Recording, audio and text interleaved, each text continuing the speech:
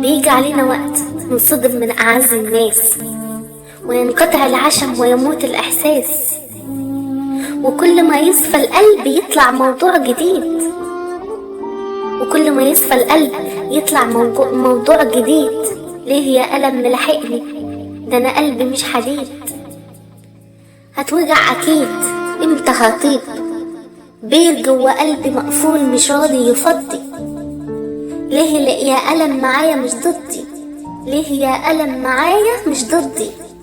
تخيل لما تكون متعشم وعلى أعز الناس تهون، وترجع وتقول يمكن زعلان وتعطي أعذار، وترجع وتقول يمكن زعلان وتعطي أعذار، لكن الغدر عليك نار.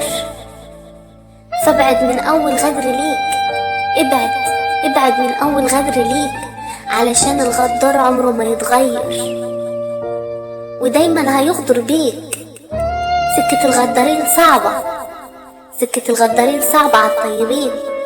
اختار طريق الخير وابعد عن الصاحب اللئيم. ابعد عن الصاحب اللئيم.